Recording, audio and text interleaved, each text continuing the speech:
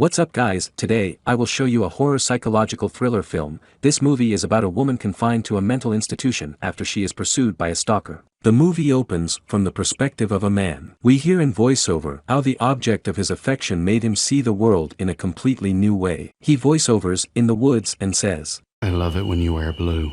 I love you in anything, but you wore blue that first time I saw you, so any time I see you in blue, it reminds me of how I felt at that moment. How I never really knew what being alive was until I saw you. You unlocked something inside me that day, something I didn't even realize was there. And right then, I knew that nothing in my life was ever going to be the same. In that moment, I was transformed permanently. You did that.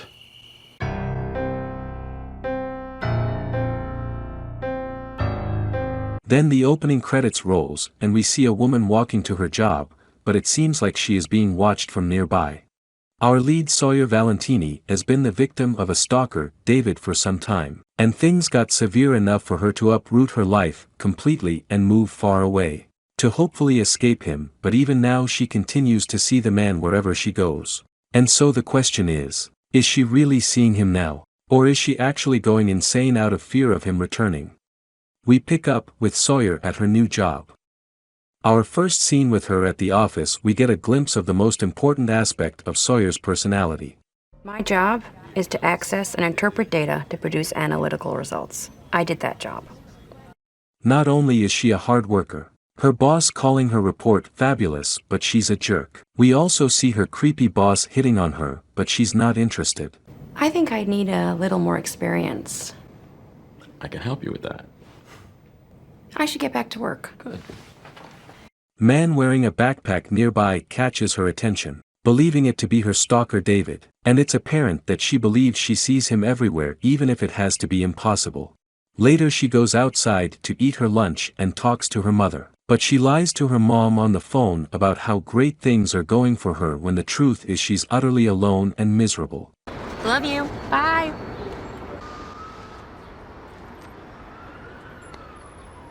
But again we see that someone is watching her from nearby.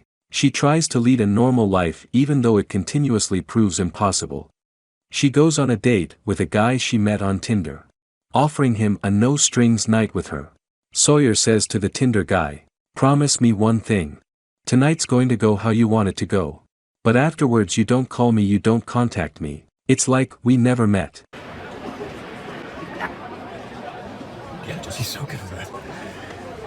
She and the Tinder guy go back to her place. She quickly breaks down, escaping to the bathroom.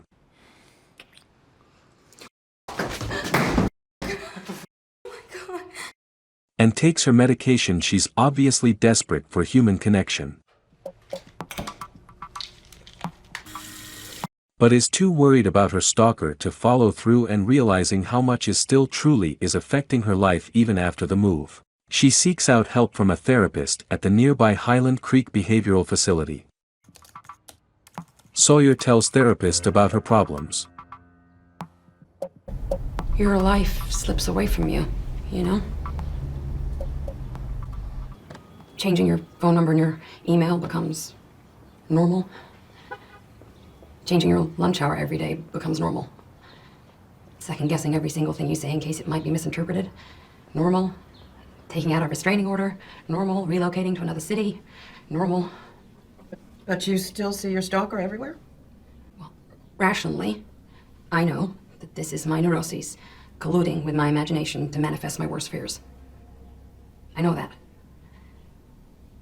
But I'm not rational. I'm alone in a strange city, and I never feel safe. Not for 1 minute. So what do?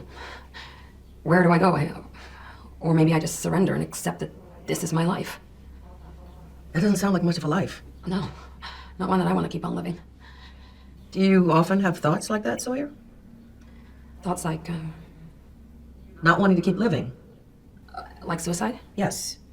Do you ever think about taking your own life? I have, in the past. She unknowingly signs a consent form for voluntary 24-hour admission to a locked psychiatric hospital. Excuse me, that's my stuff. Good afternoon, I'm Nurse Bowles. Can you strip down to your underwear for me? Look, I have to go. I'm gonna be late for work, so. The door's locked. For your privacy. There's nothing wrong with me. I just needed to talk to someone, and the counselor said that Miss Valentini, are you refusing to cooperate? What happens if I do? It would be better for everyone, but especially yourself if you just do as I ask. Turn around. Lift your arms. Follow me. There's been some kind of mistake. Your name is Sawyer Valentini. You know that already. By signing this, you've consented to voluntary commitment for 24 hours. No. The counselor said the phone's a routine. You signed it. Look, you're just doing your job. And you've been so considerate of my feelings and my well-being. And you're right. I signed those papers. I'm here by my own volition. It's for my own good. Can I ask, do you think I could just make a phone call just to let my family know that I'm okay? Let them know where I am? You get a phone call. That's allowed. Oh, you're so nice. You're saying you want your phone call now? Yes. Yes, that is what I'm saying. Oh my God, it's like you read my mind. Yes, hi, my name is Sawyer Valentini. I am at Highland Creek Behavioral Health Facility. I am being held here against my will. Please, send help. Thank you. I'll be out of here in like 20 minutes. Do you know how many calls the cops get like that every week? Those are from crazy people. Let's go back to the ward. No, I'm not going anywhere until the cops show up. Don't make me ask again. Then the cops show up to assess the situation, but there is no evidence for them to be suspicious, as they have a form signed by Sawyer volunteering for her stay and they have no reason for them to question things. Hi, Allison. How's baby? How's baby? Allison, the baby. Hey.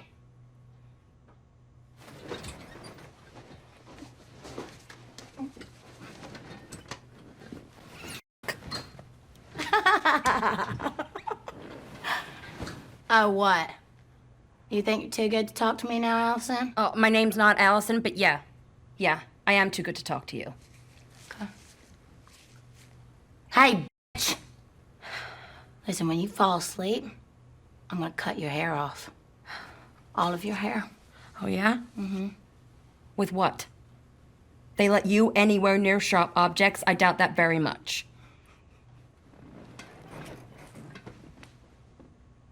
Oh, God, you're scaring me to death, you fucking mental patient.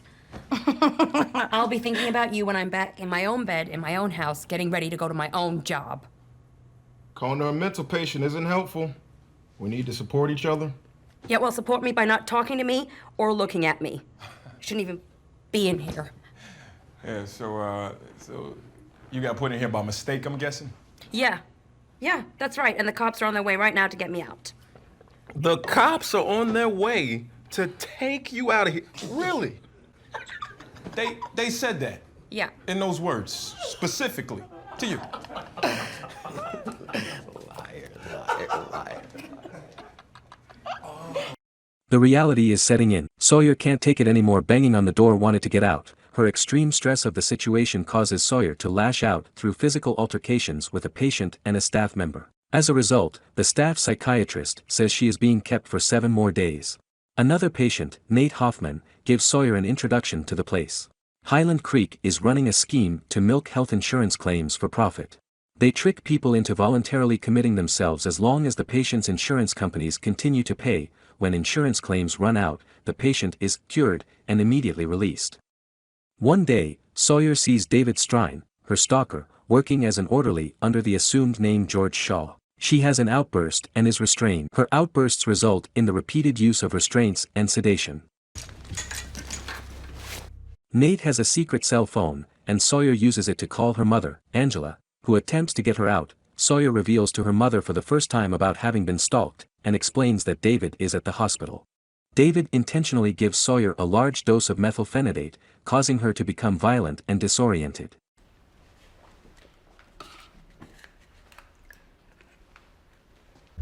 Crayons.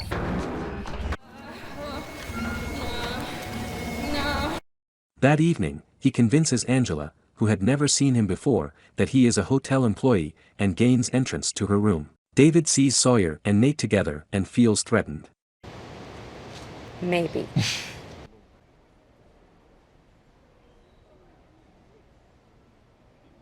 He knocks Nate unconscious and takes him to the basement, where he tortures him with a defibrillator before killing him with an overdose of fentanyl. When they find Nate's body, the staff conclude that Nate's overdose was a result of his drug addiction, as Nate had been in the hospital's opioid addiction treatment program.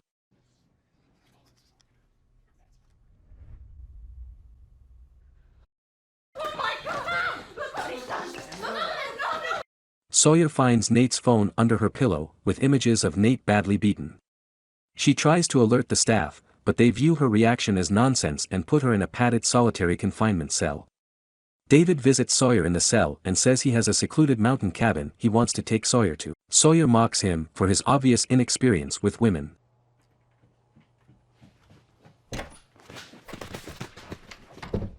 I'm not gonna hurt you. I'm not gonna touch you. I don't want you to feel uncomfortable. I just want to be here with you.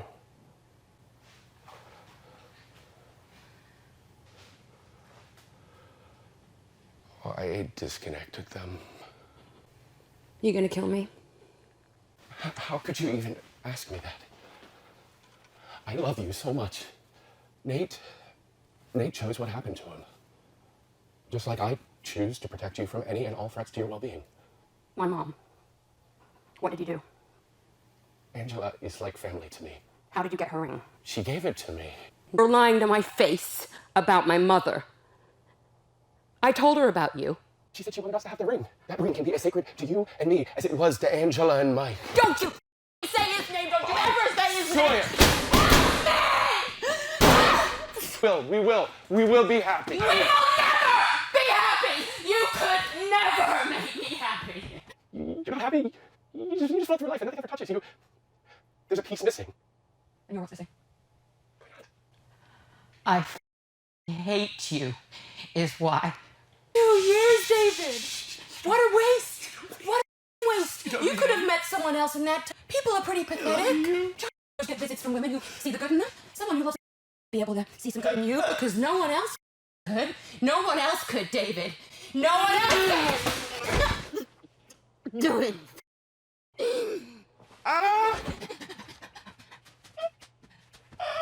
Now I see, David. Now I see how you love me.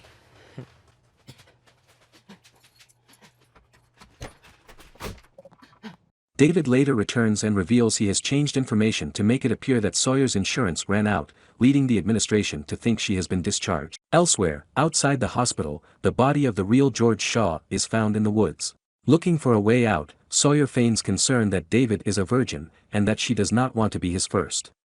She convinces David to have another woman to prove that he will only want Sawyer after losing his virginity. Sawyer suggests Violet, another patient who previously threatened Sawyer with a shank, and he brings her to the solitary confinement cell. Sawyer uses Violet's shank to stab David in the neck and flees as he kills Violet. He recaptures Sawyer outside, and she wakes up in the trunk of his car next to her mother's corpse. Sawyer jumps from the trunk of the moving car and flees into the woods with David in pursuit. Meanwhile, the news reveals that Nate was an undercover journalist sent to Highland Creek to investigate the rumors of people being committed against their will. David catches Sawyer and breaks her ankle with a hammer. Still armed with Violet's shank as well as a cross from her mother's necklace, she stabs him in the eye with the cross and fatally slashes his throat with the shank. The police execute a warrant on the center and in so doing discover Violet's body and Nate's notebook detailing the criminal activities within the hospital. They arrest the hospital administrator. 6 months later, while at lunch with a coworker, Sawyer thinks she sees David sitting in the restaurant. She approaches him armed with a knife, but upon realizing it is not him drops the knife, runs away, realizing that due to David's violations, perhaps her sanity is now truly in question.